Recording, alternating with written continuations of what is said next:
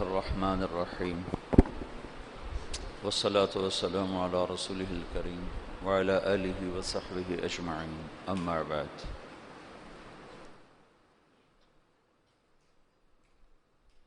داعی اور مدعو میں طبیب اور مریض کا رشتہ ہوتا ہے۔ طبیب اگر مریض سے نفرت کرے تو علاج نہیں ہو سکتا۔ یا ایک اور مثال، داعی اور مدعو میں تاجر اور گاہک کا رشتہ ہوتا ہے۔ تاجر دکاندار اگر گاہکوں سے نفرت کرے اور بدتمیزی کا رویہ رکھے تو کتنا ہی بہترین سودا اس کی دکان پر ہو، نہیں بکے گا۔ یہی اس سے طاقتور نسبت کے ساتھ داعی کا رشتہ مدعو کے ساتھ ہوتا ہے۔ دعوت دینے والے کا رشتہ، جن کو دعوت دی جا رہی ہے ان کے ساتھ ہمدردی کا، محبت کا، الفت کا ہوتا ہے۔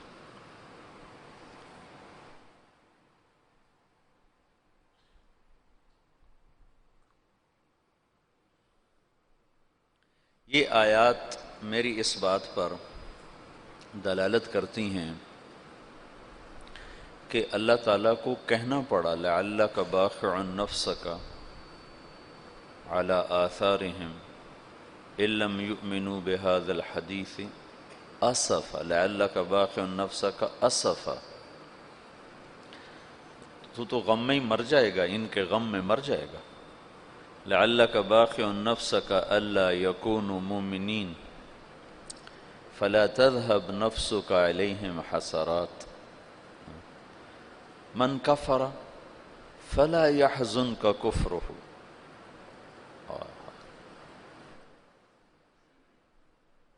لست علیہم بمسیطر ما انت علیہم بجبار۔ اب ایک دفعہ میں نے یہ آیات کٹھی کی تھیں، بہت زیادہ ہو گئی تھی، جن میں صرف یہ بتلایا جا رہا ہے کہ اللہ کے نبی کو کتنا غم تھا نافرمانوں کے بارے میں۔ آج کے دور کے اہل حق دعوت دینے والے ہیں، اور جتنے حق سے دور لوگ ہیں، یا کفر کی شکل میں یا اسلام کے لبادے میں باطل عقائد کی شکل میں یا بدعت کی شکل میں یا مذہبی آزادی جس کو غیر مقلدیت کہتے ہیں اس کی شکل میں، اکابر کی گستاخی کی شکل میں، یا صحیح العقیدہ ہو کر شراب، زنا، گانا بجانا، ظلم، ستم، یہ جتنی شکلیں ہیں یہ ساری کی ساری قابل رحم ہیں۔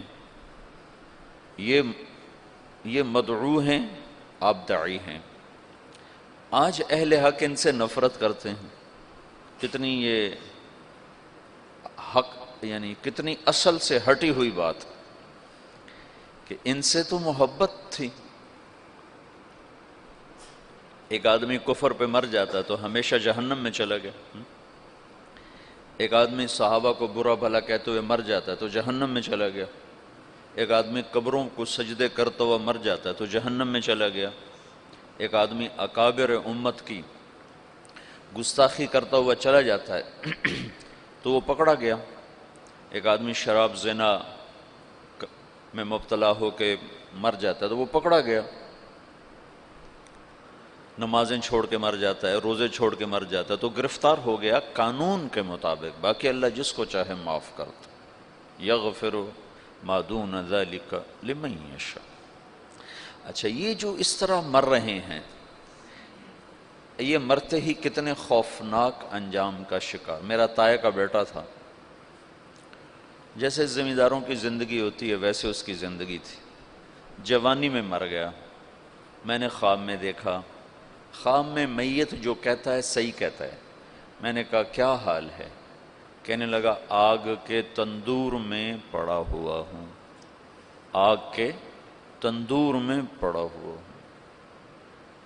ساری زندگی اس کی غفلت میں گزری۔ ظلم و ستم نہیں تھا، بہت ہمدرد، بہت رحم دل، غریب پرور، رعایا پرور، بس ذاتی کمیاں بے شمار بہت زیادہ تھی، فرائض میں بے انتہا غفلت اور شہوات میں استطالہ، کہ میں آگ کے تندور میں ہوں۔ تو یہ قابل رحم ہے یا قابل نفرت ہے؟ آج کے مناظرانہ ذہن نے تمہیں دعوت کے غم سے ہٹا کر نفرت کے کانٹوں میں الجھا دیا ہے۔ مناظرانہ ذہن کا یہ کم سے کم نقصان ہے، زیادہ تو اس سے بھی، یہ کم سے کم نقصان ہے کہ جن سے نفرت، جن سے محبت کرنی تھی ان سے نفرت شروع کرتے۔ تعالوا الى کلمۃ سواء بیننا وبینکم الا نعبد الا اللہ۔ یہ آیت تمہیں کیا اصول بتا رہی کہ جن چیزوں میں تم مشترک ہو ان کو مضمون دعوت بناؤ۔ رفع یدین کو مضمون دعوت نہ بناؤ، نماز کو مضمون دعوت بناؤ۔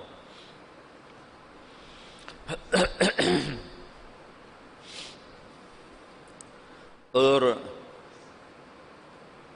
ان انتم الا بشر مثلنا، تو آگے نبی کہہ رہے ہیں ان نحن الا بشر مثلکم، کہ ٹکراؤ کی بات نہ کرو، جس چیز کو وہ مانتے ہیں تم اس کی بات کرو، وہاں سے اگلی بات تک تو تم پہنچ جاؤ گے، پہلے موقع پر ہی ان کی ٹھکرا دو تو تم نے ان کو اپنے سے دور کر دیا، متنفر کر دیا۔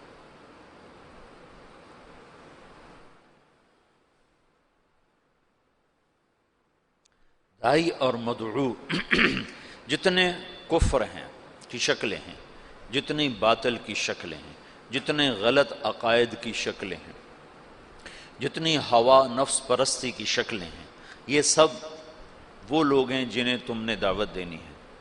یہ مدعو، تم داعی، اور تم ان سے نفرت کرنے لگ جاؤ اور ان کو غلط کہنے پہ تل جاؤ۔ غلط کہنا وقت کی ضرورت ہے یا انہیں گمراہی سے نکالنا وقت کی ضرورت ہے؟ تم غلط ہو، تم غلط ہو، تم غلط ہو، تم شرابی ہو، تم شرابی ہو، اسے نہیں پتا میں شرابی ہوں۔ تم سود خور ہو، تم سود خور ہو، اسے معلوم نہیں میں سود خور ہوں، میں سود کھاتا ہوں۔ جھوٹے پر اللہ کی لعنت، سود کھانے والے پر اللہ کی لعنت، اب اس کو سنا رہے ہو تو تمہارے قریب کیسے آئے گا؟ اور نبی کا مضمون کیا ہے؟ لِتُخْرِجَ النَّاسَ مِنَ الظُّلُمَاتِ إِلَى النُّورِ، نہ کہ لِتُحَقِّقَ ظُلُمَاتِهِمْ فِيهِمْ، یہ تو نہیں، لِتُحَقِّقَ ظُلُمَاتِهِمْ فِيهِمْ، تو اس لیے آیا ہے کہ ان کی ظلمتیں ان کے اندر ثابت کر دے۔ یہ آج کے مناظرے کا یہ نتیجہ ہے کہ مناظرہ نفرت پیدا کرتا ہے، اور داعی نفرت نہیں کرتا ہے، محبت کرتا ہے، اسے جہنم نظر آتی ہے، وہ جہنم سے بچانے کے لیے وقت کی ضرورتوں سے بے نیاز ہو جاتا ہے۔ یا قوم، یا ابت، یا ابت، یا ابت، کتنی التجا ہے ابراہیم علیہ السلام کی دعوت میں، یا ابت، یا ابت، یا قوم، یا قوم، یا قوم، یا معشر قریش، یا معشر قریش۔ چونکہ سیرت کا یہ پہلو امت نے بھلا دیا تھا کہ ہم دعوت دینے والے ہیں، دعوت دینے والے کو محبت ہوتی ہے نافرمانوں سے، کافروں سے ہمدردی ہوتی ہے کہ وہ انہیں جہنم سے نکالنا چاہتا ہے، اور تم انہیں جہنمی ثابت کرنا نہیں تم جہنمی ہو، نہیں تم گمراہ ہو۔ یہ کون سی عقل والی بات؟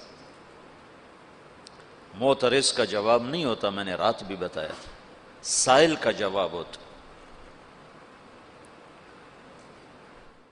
دعوت دینے والا ایسی بات کرتا ہے کہ وہ پیٹھ پیچھے چھپ کر کہتے ہیں باتیں تو سچی کرتا ہے، ابو جہل جیسا کہہ رہا ہے سچا پر میں مانوں گا نہیں۔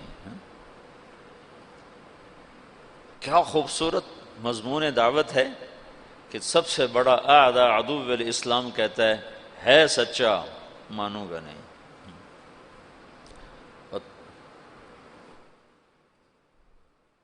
محکم بن طفیل مسلمہ کذاب کا سالار کہنے لگا واللہ انک لکذاب. مسلمہ سے کہنے لگا واللہ انک لکذاب ولیکن کذاب ربیعہ احب الی من صدوق مضر. جادو وہ ہوتا ہے جو سر چڑھ کے بولے. مناظرے کی زبان توہین کی ہے، اہانت کی ہے، تذلیل کی ہے، تحقیر کی ہے، استخفاف کی ہے، اور اس میں سے ایک چیز بھی دعوت کے ساتھ نہ جوڑ کھاتی ہے نہ اسلام کے ساتھ جوڑ کھاتی ہے.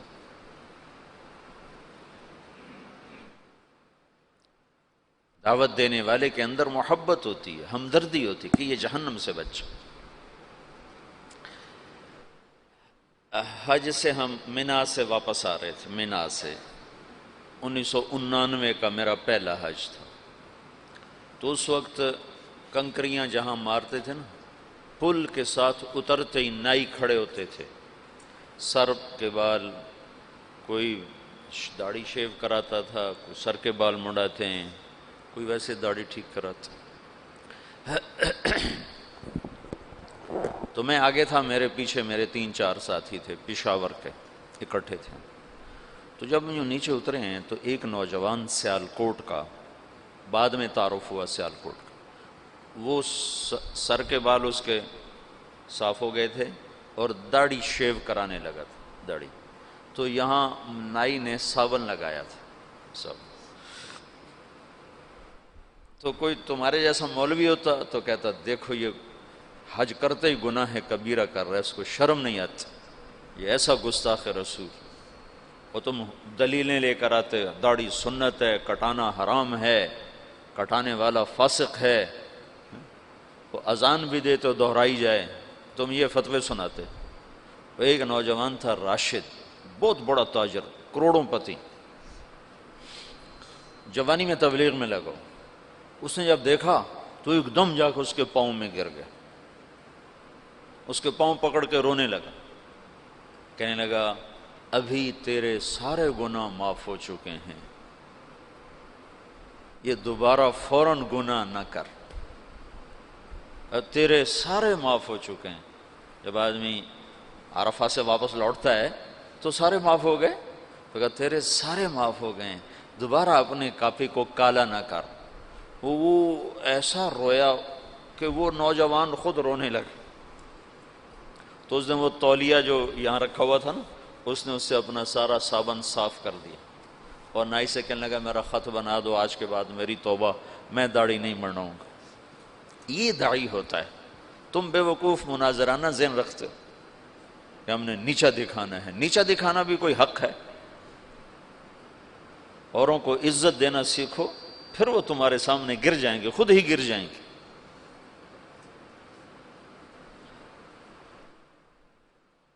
دعوت دینے والے کے اندر سراسر ہمدردی ہوتی. یہ جو کیا کریں، طرز تعلیم ایسا ہے کہ طبیعت مناظرانہ بن جاتی ہے. حسن اخلاق، میں تو کھپتا رہتا ہوں کہ تمہیں یہ پہلو تمہارے سامنے لانے کی کوشش کرتا رہتا ہوں. جو تم میں سنے گا کرے گا انشاءاللہ اس کا نفع اٹھائے گا، جو نہیں کرے گا دنیا بھری پڑی ہے کانٹوں سے، ایک کانٹے کا اور اضافہ ہو جائے گا. تو دعوت دینے والا سراسر رحمت ہوتا ہے. وہ راتوں کو اٹھ کے روتا ہے. ڈاکٹر سعید رانا، کینسر کا اسپیشلسٹ، اس کو سعودی عرب حکومت نے اس کی اس ڈگری پر سعودیہ کی شہریت دی ہے، پاسپورٹ دیا ہے. ایسا قابل آدمی. ویسے تو سعودیہ والے بڑے متکبر ہیں، انا سعودی انا سعودی، وہ اجمیوں کو تو تھوکتے نہیں. لیکن اس کے پاس اپنے فن کا ایسا علم تھا کہ انہوں نے اس کو سعودیہ کا پاسپورٹ دیا ہے، سعودی شہری بنایا ہے. یہ گوجرے کا ہے. وہ مجھ سے کہنے لگا کہ میں انگلینڈ پڑھتا تھا، بیلجیم پڑھتا تھا، تو میں انگلینڈ گیا پاکستانی موسیقی کے کچھ کیسٹ خریدنے کے. بیلجیم میں ابھی اس وقت اتنا پاکستانی مجمع نہیں تھا، زیادہ مجمع انگلستان میں تھا. تو کہنے لگا میں لندن گیا پاکستانی گانے خریدنے کے لیے. تو وہاں ایک جماعت سے میری ملاقات ہو گئی. انہوں نے مجھ سے دو چار باتیں کی، مجھے بڑی اچھی لگیں. تو میں نے وہ دن ان کے ساتھ گزارا. رات ہوئی تو وہ کہنے لگے کہ رات بھی ہمارے پاس ٹھہر جاؤ. تو کہنے کہ میں رات بھی ٹھہر گیا. رات کو میری پچھلے پہر آنکھ کھلی تو میں نے دیکھا میرے بستر کے برابر ایک بوڑھا آدمی وہ دعا میں رو رہا زارو قطار اور کہہ رہا یا اللہ اس نوجوان کو ہدایت دیتے، یہ گانے خریدنے آیا ہے تو اسے دین کا داعی بناتے، اور رو رہا ہے. یہ دعوت. تو وہ ڈاکٹر سعید رانا کہنے لگا بس اس کے آنسوؤں نے نا مجھے پگھلا دیا. اور مجھے یہ خیال آیا کہ ایسے تو شاید میری ماں بھی نہ روتی ہو میرے لیے جیسے یہ میرے لیے رو رہا ہے. یہ کیوں رو رہا ہے؟ اور اس کے رونے پر میں نے وہیں توبہ کی، اور بجائے گانے خریدنے کے ان کے ساتھ میں نے 10 دن لگائے. پھر وہ دن آج کا دن وہ بندہ تبلیغ میں فنا فی تبلیغ. اب بھی سعودیہ میں مکہ میں رہتے ہیں. تو دعوت دینے والا مدعو کے لیے غصے میں نہیں ہوتا، نفرت میں نہیں ہوتا، انتقام میں نہیں ہوتا، اسے عزت دیتا ہے، اس کو حقیر نہیں سمجھتا، اس کو گھٹیا نہیں سمجھتا، اس کو نیچے گرانے کے لیے جملے اور دلائل نہیں لاتا، بلکہ اس کو عزت دیتا ہے، اسے قریب کرنے کے لیے خود بچھ جاتا ہے. یہ دعوت سارے فتنوں کا توڑ ہے.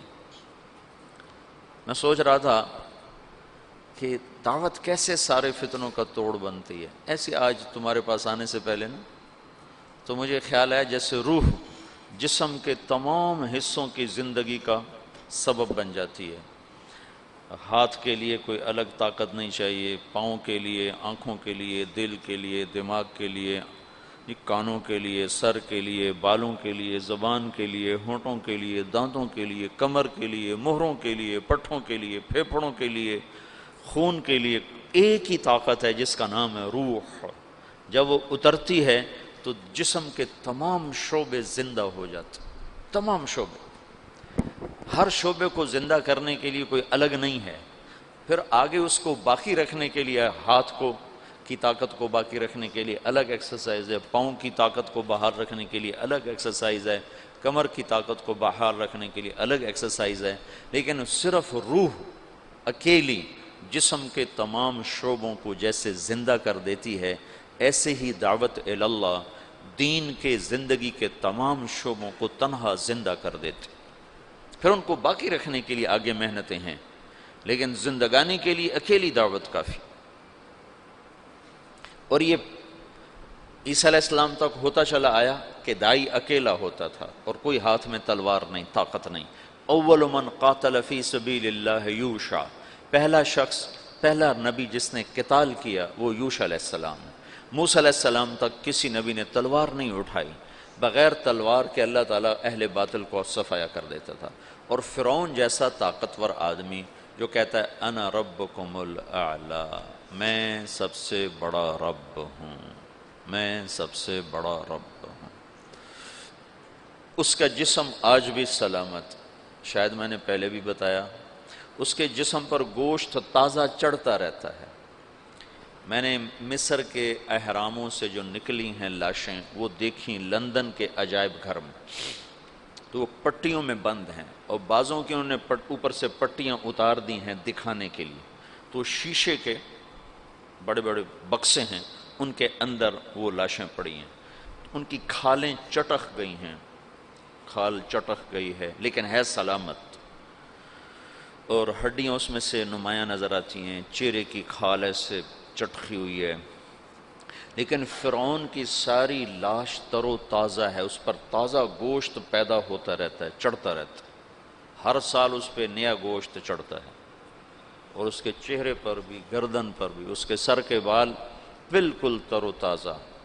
پھر انہوں نے وہاں جب وہ زیادہ ہو جاتا ہے تو وہیں چوہے رکھے ہوئے ہیں، چوہے کہ اس پہ چھوڑے جاتے ہیں، ہر سال 15 مارچ کو اس کی لاش کو نکالا جاتا ہے اور اس پر چوہوں کو چھوڑا جاتا ہے جو اس کو اوپر سے سارا گوشت نوچ لیتے ہیں جو ضرورت سے زیادہ ہوتا ہے، باقی کو پھر وہ دوائیاں لگا کر اور خوشبوئیں لگا کر اور کپڑے میں بند کر کے پھر اس میں ڈال دیتے ہیں۔ اس کے جسم پر موت کے آثار نہیں آئے۔ فَالْيَوْمَ نُنَجِّيكَ بِبَدَنِكَ لِتَكُونَ لِمَنْ خَلْفَكَ آیا، میں تیرے بدن کو نجات دے دوں گا، دیتا رہوں گا، باب تفیل ہے نا، کہ مسلسل تیرا جسم زندہ ہوتا رہے گا، جسم زندہ ہوتا رہے گا۔ تو جسم کے تو ہاتھ سلامت ہیں، ناخن سلامت ہیں۔ تو فرعون جس نے کہا میں رب ہوں، اس کو زیر کرنے کے لیے بھی صرف ایک موسیٰ گئے تھے اپنے بھائی ہارون کے ساتھ، کوئی لاؤ لشکر لے کر نہیں گئے تھے۔ دعوت اتنی طاقتور چیز ہے کہ دعوت دینے والا خود کہہ رہا ہے انی اخاف ان یقتلون، یا اللہ مار دیں گے مجھے، اور آگے اللہ تعالیٰ کہہ رہے ہیں میں جو ساتھ، میرے ہوتے ہوئے بھلا ہو سکتا، اننی معکما اسمع و ارا، جاؤ جاؤ میں تمہارے ساتھ ہوں، کچھ نہیں کر سکتا۔ تو عیسیٰ علیہ السلام تک آپ دیکھو کہ ہر داعی اکیلا آیا اور سامنے ایک ٹھاٹھے مارتا ہوا انسانوں کا سمندر ہے، لیکن نبی کی بات غالب آئی اور اللہ نے نہ ماننے والوں کو پکڑا۔ منہم من اخذتہ الصیحہ منہم من ارسلنا علیہ حاصبا منہم من خسفنا بہ الارض ومنہم من اغرقنا۔ یہ اللہ تعالیٰ نے اپنی پوری تاریخ کو 4 جملوں میں بیان کر دیا کہ دعوت کے مقابلے میں باطل جتنی بڑی شکل میں آیا ٹوٹ گیا، لیکن موسیٰ علیہ السلام پر جب تورات اتری تو اللہ کا جو غیبی نظام تھا اچانک پورے باطل کی پکڑ کا وہ اللہ نے اٹھا دیا اور اہل ایمان کو سامنے کھڑا کر دیا۔ یوشع علیہ السلام تلوار اٹھا رہے ہیں، داؤد علیہ السلام تلوار اٹھا رہے ہیں، رسول اللہ صلی اللہ تعالی وسلم کی برکت سے آپ سارے عالم کے لیے رحمت بن کر آئے، سارے انسانوں کے لیے رحمت بن کر آئے، تو اللہ نے مسخ ہونا اٹھا دیا، بندر بن جاؤ، خنزیر بن جاؤ، پہلے اللہ نے بنا دیے۔ انزل علینا مائدۃ من السماء، کہ اللہم ربنا انزل علینا مائدۃ من السماء، آسمان سے دسترخوان اتارنے کی عیسیٰ علیہ السلام کی قوم نے شرط رکھی، اللہ نے دسترخوان اتارا، جب وہ نہیں مانے تو اللہ نے کھڑے کھڑے خنزیر بنا دیا اور مچھلی کھانے پر سوتوں کو بندر بنا دیا۔ جب ہمارے نبی تشریف لائے تو اللہ تعالیٰ نے بندر بنانا، خنزیر بنانا، آپ کی برکت سے یہ اس کو اٹھا دیا، تلوار بیچ میں آ کے۔ اسلم تسلم۔ تو کرنے اول میں چونکہ اللہ نے مسلمانوں کو طاقت دے دی تو بہت سے لوگ کہتے ہیں اسلام تلوار سے پھیلا، حالانکہ اسلام دعوت سے پھیلا ہے، ہر دور میں دعوت سے اور اخلاق داعی، 2 چیزیں ہیں جنہوں نے اسلام کو پھیلایا ہے، ایک دعوت دینے والوں کے اخلاق اور ایک ایمان کی دعوت۔ لیکن ایک نمونہ 7ویں صدی میں اللہ تعالیٰ نے خالصتاً دعوت کے ذریعے سے دنیا کی سب سے بڑی سیاسی طاقت کو زیر کیا، یہ اللہ نے دکھایا تاکہ آنے والی نسلوں میں بطور حجت کے ایک داستان باقی رہے کہ اگر امت دعوت دینے کو اپنا وظیفہ بنا لے تو بڑے سے بڑا باطل ٹوٹ سکتا ہے، مقابلے سے نہیں ہوگا، مقابلے سے نہیں ہوگا، مناظرے سے نہیں ہوگا، ضد پیدا ہو جائے، بغض پیدا ہو جائے، اور جب بغض پیدا ہوتا ہے پھر انکار کی صلاحیت، پھر اقرار اور ماننے کی صلاحیت ختم ہو جاتی ہے، اور ہمیشہ مناظروں سے اور جواب در جواب سے اور رد الجواب سے بغض کی کیفیت پیدا ہوتی اور نفرت کی کیفیت پیدا ہوتی۔ تم ہارنا سیکھو، ہارنا، جی آپ جیت گئے میں ہار گیا، تو تمہیں کوئی ہرا نہیں سکتا۔ مولانا جمشید صاحب ہمیں فرمایا کرتے تھے جو ہارا سو جیتا، جو ہارا سو جیتا۔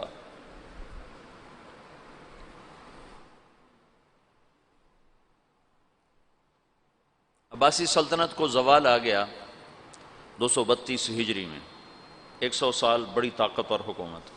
متوکل کو اس کے بیٹے منتصر نے قتل کر دیا۔ پہلا قتل بیٹے کے ہاتھوں باپ کا حکومت کے لیے عباسی دور میں ہوا ہے کہ منتصر نے ترکوں سے مل کر اپنے باپ متوکل کو، اس متوکل کی عمر صرف 42 برس تھی جب اس نے کچھ 14 برس حکومت کی تھی۔ اس کے بعد بنو عباس کی ہیبت ہمیشہ کے لیے اٹھ گئی، اور 232 سے 334 تک ترک کھیلے بنو عباس خلفاء کو تخت سے گھسیٹ کر نیچے پھینک دیتے تھے، اور گھسیٹتے ہوئے باہر صحن میں دھوپ میں کھڑا کر دیتے، کسی کی آنکھیں نکال دیتے، کسی کو زندہ کو تہ خانے میں بند کر کے اندر ہی سسکا کے مار دیتے تھے۔ تو 334 تک ترک کھیلتے رہے۔ اترکوا الترک ما ترکوکم والی بات پر جب عمل نہ کیا، معتصم نے ترکوں کو لیا تو پھر وہی ان کے لیے وبال جان بن گئی۔ پھر 334 سے 446 تک شیعوں نے حکومت کی۔ ایرانی ابو شجاع تھا دیلمی، اس کے 3 بیٹے تھے، رکن الدولہ، معز الدولہ، عماد الدولہ۔ تینوں مچھیرے تھے، مچھلی پکڑتے تھے۔ ابو شجاع نے خواب دیکھا کہ اس نے پیشاب کیا ہے، اس سے آگ نکلی، اوپر جا کر 3 شعلوں میں تقسیم ہو گئی، اور وہ شعلے چھوٹے چھوٹے انگاروں میں تقسیم ہو گئے۔ تو اس نے ایک کاہن سے پوچھا کہ میں نے یہ خواب دیکھا ہے، اس کی تعبیر۔ اس نے کہا تیرے تینوں بیٹے بادشاہ بنیں گے۔ تو اس نے جوتا نکال کے اس کی پٹائی شروع کر دی، اور اپنے بیٹوں سے کہا مارو خبیث کو کہ ہماری غربت کا مذاق اڑاتا ہے۔ چارے پیو پتروں چنگی مجائی کی تھی ہوگی۔ جب اس کو اچھی طرح صاف کر لیا نا، پھر کہنے لگے چلو ایک مچھلی اس کو دے دو، بیچارے کو بہت مارا ہے۔ تو اس کو ایک مچھلی انہوں نے دے دی۔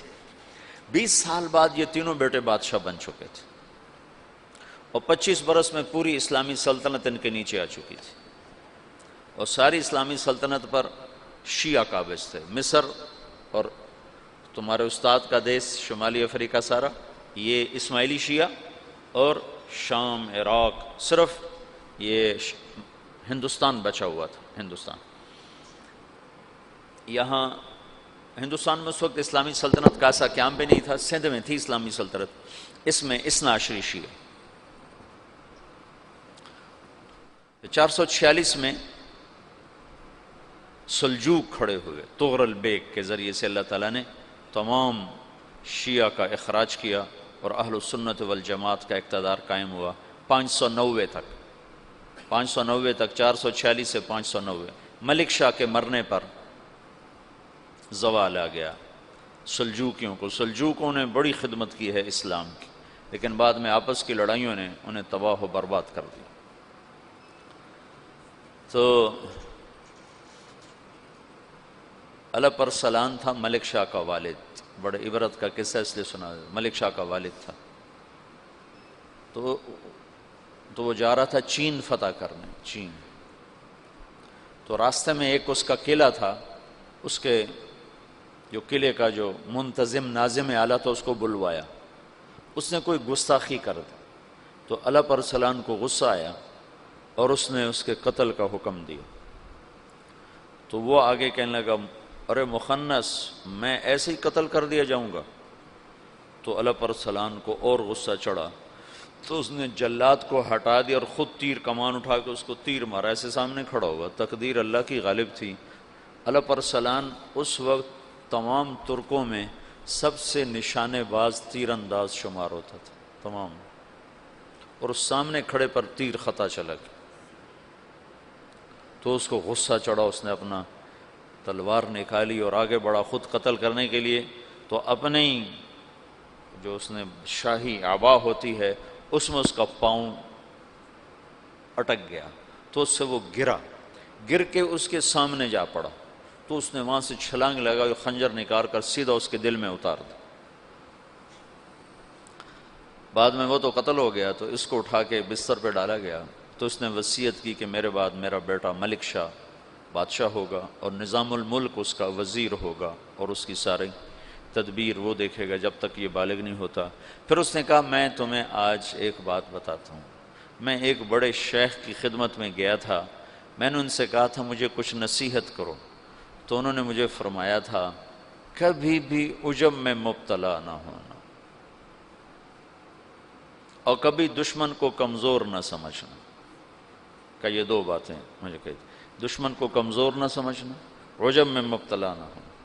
کہ کل شام کو میں ٹیلے پر کھڑا ہوا، اپنے لشکر کو دیکھ رہا تھا، تو میری جی میں آ رہا تھا پوری دنیا میں مجھ سے بڑا بادشاہ کوئی نہیں۔ اور یہ بات ٹھیک تھی اس کی، فعلاً ٹھیک تھی، پوری دنیا میں مجھ سے بڑا بادشاہ کوئی نہیں۔ اللہ تعالیٰ نے مجھے دکھایا کہ تجھ سے بڑا اللہ ہے، اللہ ہے۔ اور اس قلعے کے ناظم کو میں نے حقیر چیونٹی کی طرح سمجھا اور خود اس کو اٹھ کے مارنے کو دوڑا، تو اللہ نے مجھے اسی کے ہاتھوں مروا کے دکھا دیا کہ طاقت اللہ کے ہاتھ میں، تو میں نے اسے حقیر جانا، ادھر میں عجب میں مبتلا ہوا۔ تو بادشاہی کو عجب تھوڑا ہوتا ہے اور لکھنے پڑھنے کا عجب اس سے زیادہ ہوتا ہے۔ تم جو کہ ابھی بچے ہو تو تمہیں کوئی اچھا لکھنا لگ جائیں گے، کوئی اچھا بولنے لگ جائیں گے، تو ان کو شیطان و عجب کی وہ مار دے گا کہ انہیں ہوش بھی نہیں رہے گا اور سب کچھ گنوا کے بیٹھے ہوں گے۔ 590 سے 656 تک پھر کسی کا ہاتھ نہیں ہے بنو عباس پر، ایسے ہی روتے دھوتے۔ تو چنگیز خان اٹھا ہے کہ 610 میں، اور اس نے تباہی کا ایک ایسا ریلا اس کے ساتھ تھا، ہر چیز کو خس و خاشاک کی طرح بہا کر لے کے۔ 664 میں وہ مرا ہے، اس وقت اس کی عمر 73 برس تھی، 73 سال 4 مہینے۔ اس نے کو 25 برس حکومت کی، اور اس نے چنگیزی سلطنت کو ناقابل تسخیر بنا دیا۔ یہ دنیا کا واحد جرنیل ہے، رات بھی بتایا تھا، جس نے شخصی طور پر تنہا سب سے زیادہ فتوحات کی ہیں، اور اس کا کوئی علم عطائی تھا جنگوں کے بارے میں، ملک گیری کے بارے میں، جہاں گیری کے بارے میں، اس کا علم عجب تھا۔ اس کی برق رفتاری، اس کی ذہن کی تیزی کمال درجے کی تھی۔ قبائل کو ایسے اس نے جوڑ دیا تھا،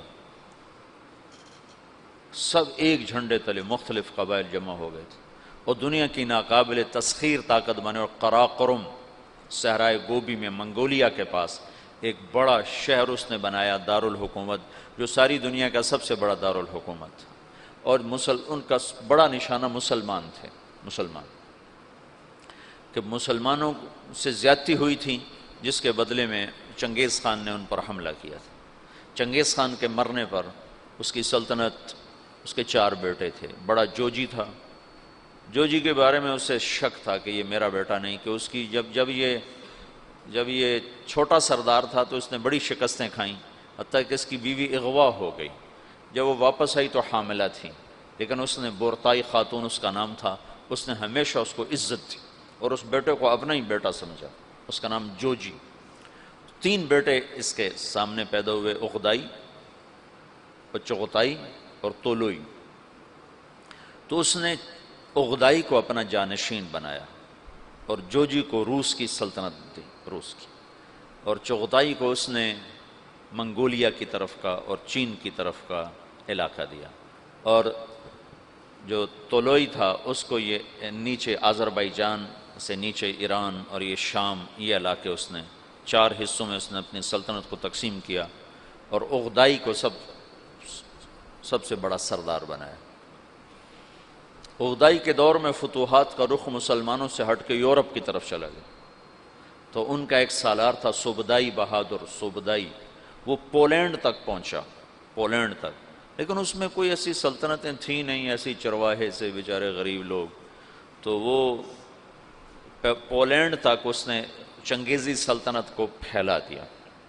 اب یہ وہ ہاتھی ہے جس کے سامنے ساری دنیا کے بادشاہ چیونٹی اور چوہے کی طرح، انہیں میدان جنگ میں ہرانے کی کوئی شکل نہیں۔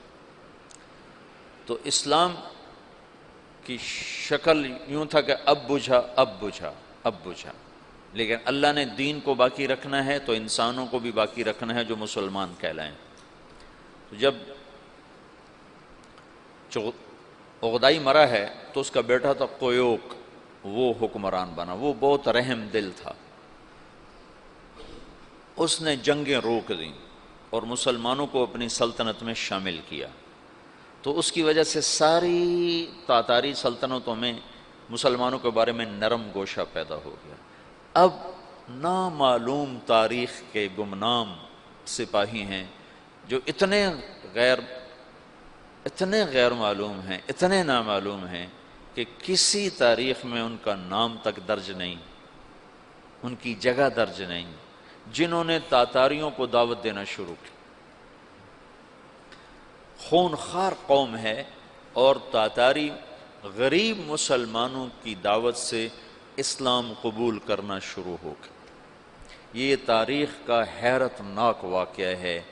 غیر مسلم مورخین بھی اور مسلم مورخین بھی جب یہاں پہنچتے ہیں تو وہ حیران ہوتے ہیں کہ کیسے ایک فاتح قوم نے مفتوح قوم کا مذہب کیسے قبول کر لیا۔ ہندوستان میں کوئی عیسائی نہیں تھا، آج کروڑوں ہیں، کہاں سے آئے؟ انگریزوں نے دعوت۔ اندلس سے سارے مسلمان مٹ گئے، سب عیسائی ہو گئے۔ کیسے؟ طاقت عیسائیوں کے ہاتھ میں تھی۔ تو یہ ایک عجب واقعہ ہو رہا ہے کہ طاقت جن کے ہاتھ میں ہے وہ اسلام کے سب سے بڑے دشمن ہیں، اور اسلام اور مسلمان ان کے لیے سب سے مبغوض چیز ہے، اور پھر وہ انہی کا کلمہ پڑھتے جا رہے ہیں۔ یہ 7ویں صدی میں ہو چکا ہے۔ آج کا چنگیز کسی اور شکل میں ہے، کسی اور نام کے ساتھ ہے۔ آج کا ہلاکو کسی اور شکل میں ہے، کسی اور نام کے ساتھ ہے، لیکن آج بھی وہی ہوگا جو 7ویں صدی میں ہو چکا ہے۔ ہم ان کو سیاسی میدان میں، جنگی میدان میں شکست نہیں دے سکتے، کہ وہ سائنس ٹیکنالوجی میں وہاں پہنچ چکے ہیں جہاں ہم اور جنم لے کر بھی نہیں پہنچ سکتے۔ لیکن ایک راستہ ہمارے پاس پڑا ہے، ہم ان کو دعوت دیں، ایمان میں آئے۔ اس وقت فرانس میں اوسط 5 سے 6 گورے روزانہ مسلمان ہو رہے ہیں، اوسطاً 5 سے 6 گورے روزانہ مسلمان، اور فرانس یورپ میں سب سے زیادہ اسلام قبول کرنے والا ملک بن چکا ہے، اور اس کے بعد اٹلی سب سے زیادہ تیزی کے ساتھ اسلام میں آ رہا ہے، اور پوری دنیا میں امریکہ میں سب سے زیادہ اسلام پھیل رہا ہے۔ دعوت ایسی چیز ہے جو چیونٹی سے ہاتھی کو مروا دیتی۔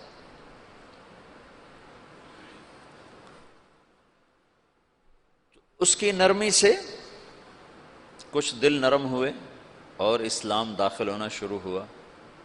تو کویوک جب مرا ہے تو اس کا بعد تولوئی کے 4 بیٹے تھے، ایک قبلائی خان، ایک منگو خان، ایک بوکا خان اور ایک ہلاکو خان۔ تو اس وقت جوجی کا بیٹا ایباقا وہ سب سے بڑا سردار تھا تاتاریوں میں۔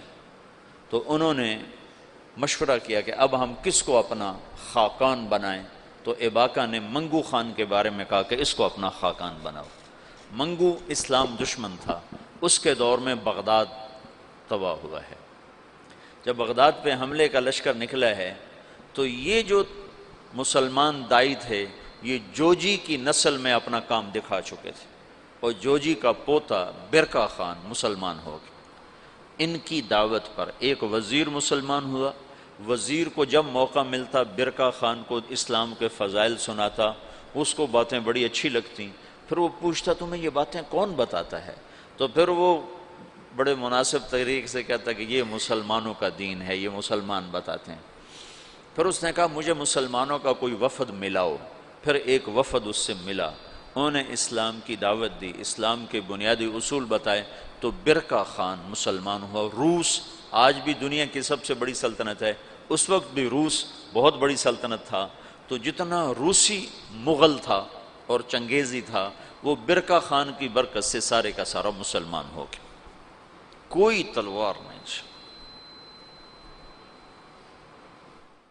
پھر ہلاکو جس نے بغداد کو تہ تیغ کر کے رکھ دیا، 15 لاکھ آدمی ذبح کرتے۔ 658 میں پھر اس نے مصر پہ چڑھائی کی، اس دوران حلب، شام، دمشق کو اس نے اینٹ سے اینٹ بجا دی۔ پھر 658 میں وہ دمشق مصر کی طرف حملہ آور ہوا ہے۔ تو مصر پر اور ہندوستان پر، حالانکہ یہ دونوں ملک کے لوگ کو اتنے دلیر نہیں تھے جتنے کہ شام، عراق، یہ جو جنگجو قومیں تو یہاں تھیں، عرب، اور مصر تو مخلوط قوم تھی، ہندوستان مخلوط قومیں تھیں، لیکن کوئی اللہ کی قدرت ہے، نہ ہندوستان پہ مغل حاوی ہو سکے نہ مصر پہ حاوی ہو سکے، دونوں جگہ ہندوستان والوں نے تو طاقت سے، اور اللہ کی مدد تو دونوں کے ساتھ تھی، اور مصر والوں نے سیاست سے۔ 658 میں ہلاکو خان نے مصر پہ حملے کے لیے فوج نکالی تو اس کا بھائی منگو خان مر گیا۔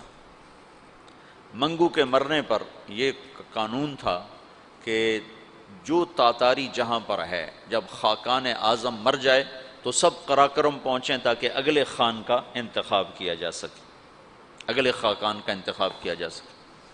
تو وہ وہاں سے نکلا، تو اس کی بیوی تھی، وہ عیسائی ہو چکی تھی، دوقوزہ، اور اس کا سالار تھا کتبوغا، وہ بھی عیسائی ہو چکا تھا۔ وہ مسلمانوں پر بہت ظلم اٹھاتے تھے، بہت ظلم اٹھاتے تھے، اور ان دونوں نے بڑی کوشش کی کہ ہلاکو خان عیسائی ہو جائے، لیکن وہ عیسائی نہیں ہوا۔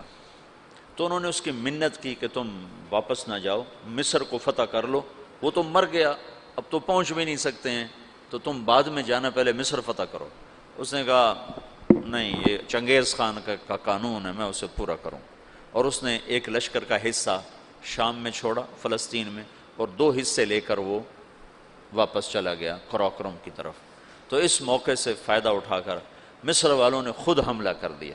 تو عین جالوت پر 658 میں رمضان میں یہ جنگ لڑی گئی، اور 40 سال کے بعد مسلمانوں کو پہلی فتح نصیب ہوئی، اور اس میں کتبوغا گرفتار ہوا، تو وہاں مصر میں اس کو ٹکڑے ٹکڑے کر کے ختم کیا گیا، پر وہ ایسا کم بخت تھا کہ بوٹی بوٹی ہو گئے، پر اس نے سی نہیں کی، اف نہیں کی۔ انہوں نے کہا کیا تاتاری عورتوں نے بچے جننے بند کر دیے جو میرا کوئی بدلہ نہ لے گا؟ میرا بدلہ لینے والے ضرور آئیں گے، لیکن اللہ نے وہ موقع نہ دیا۔ برقع خان ایمان لا چکا ہے، جب ہلاکو چلا ہے، وہ قراقرم کے قرولتائی اس کو کہتے تھے، قرولتائی کانفرنس، اس کانفرنس کے لیے چلا ہے، تو اس وقت قبلائی طولوئی کے 4 بیٹے تھے، تو منگو بنا تھا، تو منگو کی جگہ بوقا خان موجود تھا قراقرم میں، وہ خود ہی خاقان بن گیا۔ تو قبلائی کو پتہ چلا تو وہ پھر فوج لے کر آیا، اور اس نے اپنے بھائی کے ساتھ پہلی دفعہ تاتاری آپس میں لڑنا شروع ہوئے، اور ان کی ہیبت میں کمی آئی، اور قبلائی خان نے بوقا کو شکست دی اور قراقرم پہ قبضہ کیا۔ پھر ان بھائیوں میں آپس میں بہت لڑائیاں ہوتی رہیں تخت کے لیے۔ آخر میں قبلائی خان غالب آیا، اور اس نے اپنے بھائی کو قید کر لیا، پھر قید میں وہ مر گیا بوقا، اور اس نے قراقرم کی بجائے چین کو اپنا دارالحکومت بنایا، چین فتح کیا اور چین کو اپنا دارالسلطنت بنایا۔ جب ان جنگوں سے فارغ ہوئے تو ہلاکو خان نے حملہ کیا مصر پر، تو برقع خان کو خط لکھا رکن الدین بیبرس نے کہ تم ہماری مدد کرو، تم بھی مسلمان ہو، ہم بھی مسلمان۔ تو پھر برقع خان نے ہلاکو کو خط لکھا کہ تم مسلمانوں پہ حملہ نہ کرو ورنہ میں تم پہ حملہ کروں گا۔ تو ہلاکو نے اسے خط لکھا کہ تم نے چنگیز کا قانون نہیں پڑھا کہ تاتاری آپس میں نہیں ٹکرایا کرتے؟ تو اس نے اس کو جواب دیا کہ وہ بھی کافر تھا، تو بھی کافر ہے، تو حملہ کرے گا میں تیرے پر حملہ کروں۔ جب وہ مصر پہ حملہ آور ہوا تو برقع خان ہلاکو پہ حملہ آور ہوا، تو اس نے ہلاکو کو شکست دی، اور مصر اس تسلط سے نکل گیا۔ پھر ان دونوں بھائیوں کی، چچا زاد بھائیوں کے آپس میں لڑائیاں ہوئیں، جس میں ہلاکو کو آخر میں شکست ہوئی، اور اس غم سے وہ بھی 42 سال کی عمر میں فالج کے مرض سے مر گیا۔ اس کا پوتا ہلاکو کا پوتا نکودار اس کا نام تھا، پہلے وہ عیسائی ہوا، عیسائی، اور اس نے اپنا نام نکودار رکھا۔ یہ نکودار خاقانی نام نہیں ہے، لیکن بعد میں اللہ نے اس کو اسلام کی دولت دی تو وہ مسلمان ہو کر اس نے نام احمد خان رکھا۔ ہلاکو کی نسل میں اسلام داخل ہو گیا، کوئی تلوار نہیں چلی۔ کون گمنام تھے جنہوں نے ان کو دعوت دی؟ تبلیغ کی طاقت بتا رہا ہوں۔ یہ جو جوشیلے لوگ ہیں نا تحریکوں، ایک تبلیغ سے کیا ہوگا، صرف تبلیغ سے کیا ہوگا، نری تبلیغ سے کیا ہوگا، نرے بستر اٹھانے سے کیا ہوگا، یہ بتا رہا ہوں کہ نری تبلیغ سے کیا ہوا۔ 7ویں صدی کے چنگیز کلمہ پڑھ گئے، آج کے چنگیز بھی کلمہ پڑھیں گے، زندہ رہو گے تو دیکھو گے۔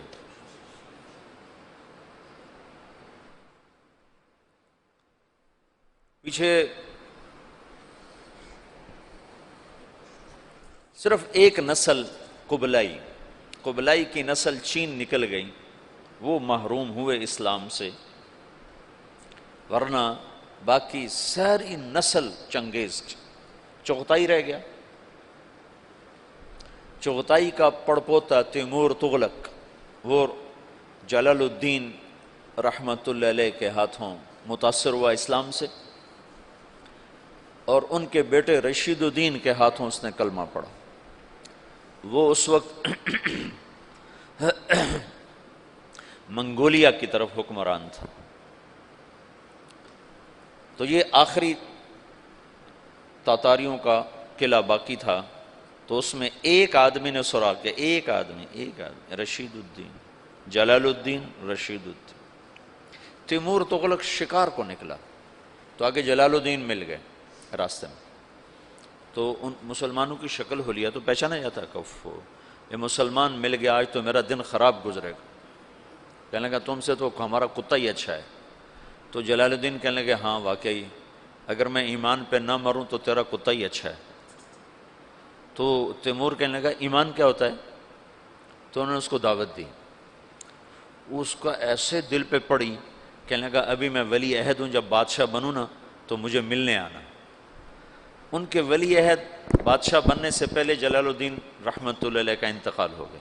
انہوں نے اپنے بیٹے رشید الدین سے فرمایا کہ جب تو سنے تیمور بادشاہ بنا ہے تو جا کے اسے میرا پیغام دینا۔ یہ پہنچے اس کے بادشاہ بننے پر، تو اس تک رسائی نہیں ہو سکی، بڑی کوشش کی، کسی نے دربار میں جانے نہیں دیا۔ تو انہوں نے ایک دن کیا کیا، اس کے محل کے قریب جا کرنا، یہ سورج کی پوجا کرتے تھے، تو سورج نکلنے والا تھا تو انہوں نے زور سے اذان دی، تو تیمور کے کانوں میں آواز پڑی، عجب سے، انہوں نے کہا یہ کون کیا کہہ رہا ہے، نہ آشنا آواز نہ آشنا کلمات، کا پکڑو اسے۔ اسے پکڑ کے لایا گیا تو پتہ چلا کہ تو رشید الدین صاحب ہیں، جلال الدین کے بیٹے ہیں۔ انہوں نے دعوت دی، اس نے کلمہ پڑھا، اس نے اپنے وزراء کو بلایا کہ میں مسلمان ہو چکا ہوں، تم میرے ساتھ کلمہ پڑھو، وہ بھی مسلمان ہو گئے۔ پھر اس نے اپنے سالار کو بلایا کہ میں مسلمان ہو چکا ہوں، تم بھی مسلمان ہو۔ اس نے کہا یہ میرے غلام سے لڑائی لڑے، کشتی کرے، اگر یہ اس کو گرا دے تو میں کلمہ پڑھ لوں گا۔ تو تیمور نے کہا تم دلائل سنو، تم کشتی کو اسلام کے ساتھ کیا جوڑتے ہو؟ انہوں نے کہا میں لڑائی کی دلیل جانتا ہوں، اس کے علاوہ کوئی دلیل جانتا نہیں۔ اس کے غلام کا نام تھا جراش، اور وہ کیا بلا تھی، وہ 5 سالہ اونٹ کو جو بیٹھا ہوتا تھا نا، اس کو دونوں ہاتھوں پہ اٹھا کر یوں لے جاتا تھا۔ 5 سال کے اونٹ کو تم سے یہ سلیپنگ بیگ نہیں اٹھائے جاتے۔ 5 سالوں یوں کر دے۔ اب اس کے ساتھ رشید الدین صاحب کیا لڑیں گے؟ تو انہوں نے کہا نہیں میں لڑوں گا انشاءاللہ، کشتی کروں گا کل اس کے ساتھ۔ اگلے دن سارا شہر اکٹھا ہو گیا، انہوں نے رات کو اللہ سے بات کر لی، جو تو نے ان کو ایمان دینا ہے تو مجھے جتا دے، نہیں دینا تو میں اس کے سامنے کچھ بھی نہیں۔ تو اگلے دن وہ بڑا اکڑتا ہوا اور ہنستا ہوا میدان میں اترا، جو گئی آگے ماڑکو سے وہ ہاتھی سا۔ تو جب دونوں آمنے سامنے ہوئے تو انہوں نے اس کے قریب جا کر ایک ہلکا سا اس کے سینے پر اللہ اکبر یوں ایک مکہ مارا، اللہ اکبر، تو وہ 4 کلابازیاں کھا کے زمین پہ گرا، دھڑل دھڑل دھڑل دھڑ بوجھا گرا۔ تو سارا مجمع حیران پریشان ہو گیا۔ تو اس کے سالار نے کہا مان گیا، اسلام میں طاقت ہے، اسلام میں طاقت۔ کلمہ پڑھا۔ اس تیمور کی قبر پر آج بھی لکھا ہوا ہے یہ وہ بادشاہ ہے جس کے ہاتھ 10 لاکھ انسان مسلمان ہوئے، 10 لاکھ۔ نہ وہ شیخ المشائخ ہیں، نہ وہ کوئی صوفیاء میں سے، نہ کوئی علماء میں سے، اور اس کے پیچھے دعوت ہے کمزور انسان کی۔ اور کچھ عرصے کے بعد سوائے قبلائی کی نسل کے باقی ساری تاتاری قوم مسلمان ہو چکی تھی۔ یہ 7ویں صدی میں ہو چکا ہے میرے عزیزو، یہ 15ویں صدی میں بھی ہو جائے گا۔ یہ دعوت وہ نسخہ ہے جو ہر دور کے لیے ایک ہی طرح کی تاثیر اور اثر اور طاقت رکھتا ہے۔ ہندوستان کو اللہ نے چنا، پتہ نہیں کیوں چنا، اس میں کیا ایسی اس خطے میں صفات تھیں، اللہ ہی بہتر جانتا ہے۔ یہ تھوڑا سا میں نے آپ کو پس منظر بتایا ہے کہ دعوت کی تاریخ، اس کے ساتھ سیاسی تاریخ، پھر مولانا الیاس صاحب نے کیسے کام شروع کیا، یہاں جو حالات بن گئے تھے، یہاں بھی مسلمانوں کی طاقتور حکومت تھی، لیکن جیسے قومیں زوال پذیر ہوتی ہیں تو زوال آ گیا۔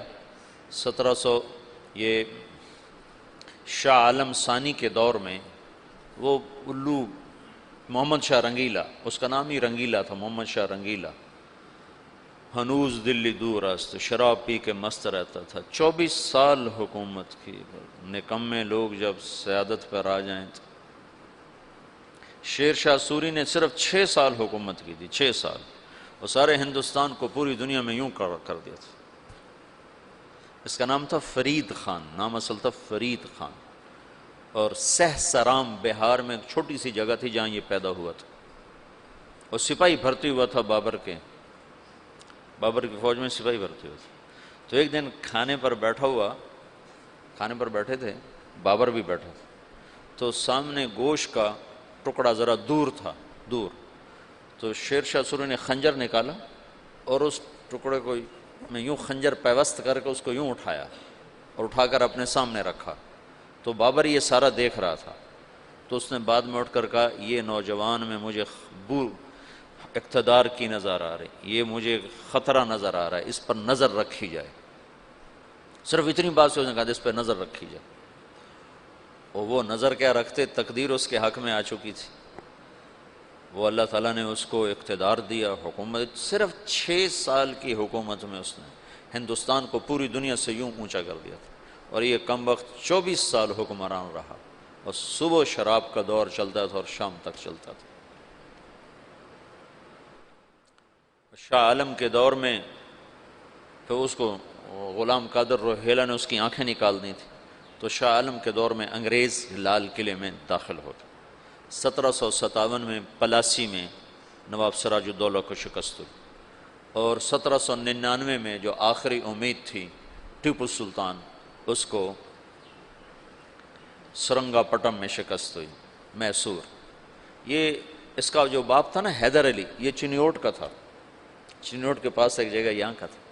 یہاں سے پھرتے پھراتے دکن پہنچا، وہاں سپاہی بھرتی ہوا ہندو راجا کی فوج، سپاہی سے ترقی کر کے سالار بنا، سالار سے حاکم بنا، پھر اس کا بیٹا ٹیپو۔ دونوں بڑے اونچے لوگ تھے پر ان کی تقدیر ہار گئی تھی، تقدیر۔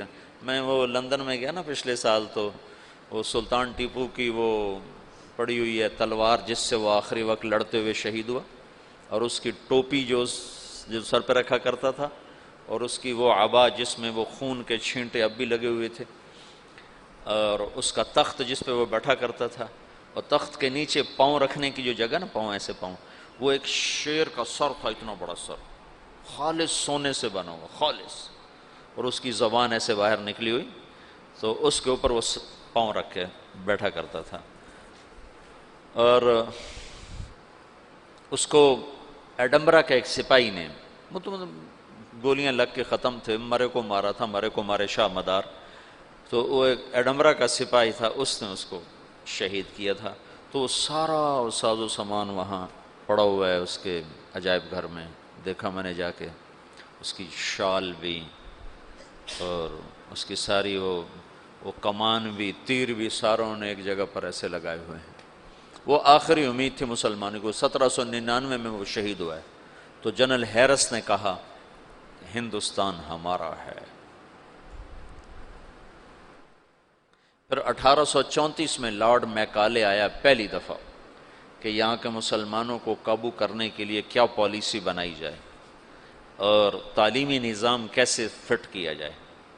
پھر 1857 میں ایک آخری کوشش تھی جنگ آزادی کی، جو ایک ہلہ گلہ تھا، کوئی تدبیر نہیں تھی، اس لیے اس نے ناکام ہی ہونا تھا، لیکن اس میں مرزا الہی بخش اور نواب شجاع الدولہ اور نجف خان اور رجب علی خان، یہ سازشی مہرے تھے جو انگریزوں سے ساز باز کر کے انہیں دلی تک پہنچنے کا راستہ ہموار کیا۔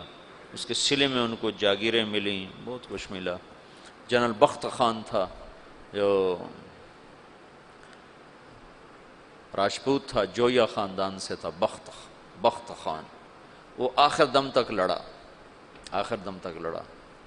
بہادر شاہ ظفر سے اس نے کہا میرے ساتھ نکل چلو، میں دوبارہ لشکر منظم کروں گا، لیکن تقدیر ہار جائے تو کوئی تدبیر کام نہیں آتی۔ تو بہادر شاہ ظفر کے 18 بیٹے تھے، جب انگریزوں نے دوبارہ قبضہ کیا تو 18 کو ذبح کر کے ان کے سر بڑے تھال میں سجا کر بہادر شاہ کو پیش کیے تھے۔ اس وقت اس کی عمر کوئی 83-84 سال تھی۔ اتنے بیٹوں کے کٹے سر دیکھنا تھال میں، پھر اس کو انہیں رنگون جلا وطن کر دیا، وہیں جلا وطنی میں اس کا انتقال ہوا۔ اس کی بیگم تھی، وہ بھی وہیں مری۔ عجب داستان ہے۔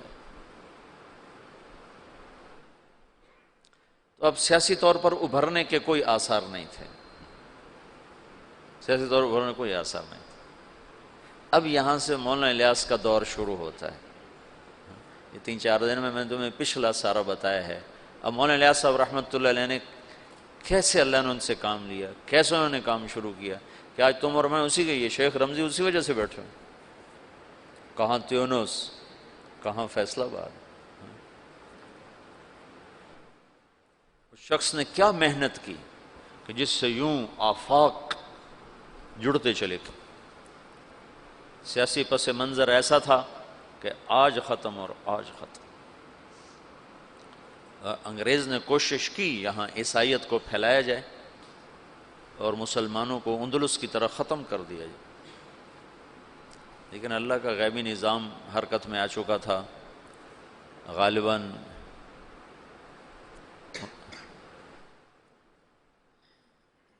یہ وہ آخری کوشش ہے جو ہر کچے پکے گھر میں اسلام داخل ہوگا۔ چلو